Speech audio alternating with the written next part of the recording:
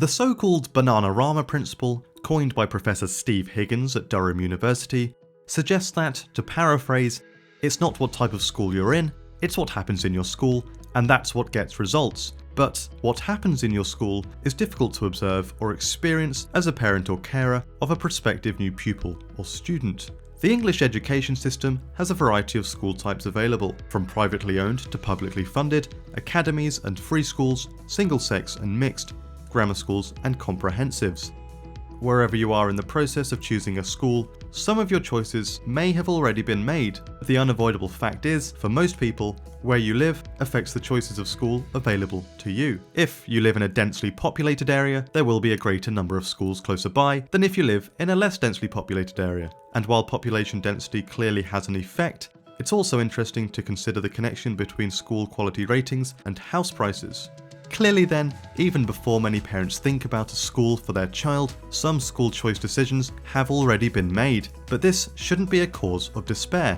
Indeed, we would argue that it's helpful here to remember the Bananarama principle, and understand that it's what happens in schools that really makes a difference.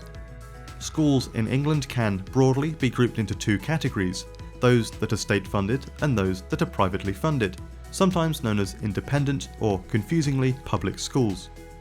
Here's a table of the types of state-funded schools in England. The first two columns in the table describe schools with which most people will be familiar to some extent. Academies, however, are a relatively new and significant development in England's education system.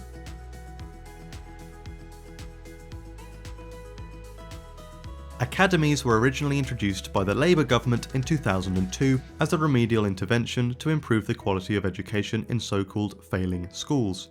Studies into the effects of this new school type find that there has been little impact of academies per se on children's outcomes, although some positive effects have been found.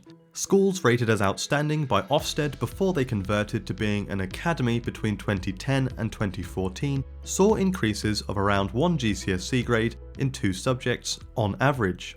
Unlike community schools, academies do not have to follow the national curriculum, but they do have to offer something of equal or greater depth and ambition that responds to what children attending the school know and can do. They must respond constructively to fill the gaps in knowledge and skill the children they teach have.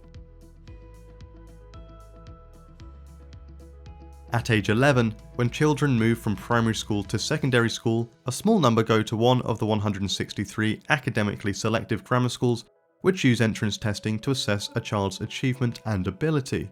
There are arguments and opinions on either side of the debate around selection, and more recent research evidence on the grammar schools published by Durham academics concludes that there is little support for the continued presence of grammar schools in the education system. The knowledge, skill and dedication of leaders and teachers in grammar schools is not to be diminished, but it is important to acknowledge the body of research indicating that this school type per se is not superior to any other, something that can also be said for single-gender schools.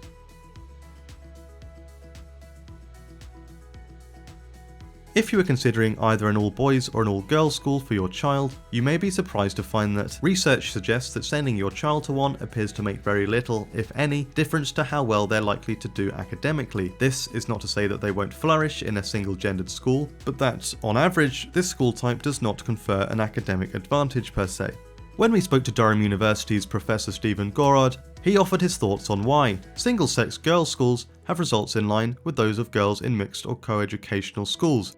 They just have more girls, so the average is higher as girls tend to have better outcomes. Neither grammar schools nor single-gender schools seem to confer an academic advantage on the students who attend them. But what about private schools? Whilst entrance testing is common in many private schools, not all select children based on their ability. As with grammar schools and single-gender schools, research evidence indicates that attending a private school does not necessarily confer an academic advantage on average, but for those who can afford it, does it have an impact on other outcomes, such as careers and income later in life? A 2019 report from the Sutton Trust and the Social Mobility Commission indicated that a disproportionate number of influential positions in public life, in politics for instance, are dominated by those who attended private schools. So, to summarise, there are a variety of different school types available in England, although where you live will affect which are actually available to you. Some schools select students by ability, by gender, or financially, Many make the argument that characteristics of the school type, such as the basis for selection, lead to better academic outcomes for students on average. But is this really the case? Mostly, the answer to this question is no. Although there do seem to be other ways in which certain types of schools confer certain advantages, in most cases, school types make much less of a difference than the quality of teaching and leadership. This is a video made up from excerpts from the book What Every Parent Should Know About Education, written by Chris Atherton and Stuart. To find out more information about how to help children succeed in education, the links to purchase the book are available in this video's description.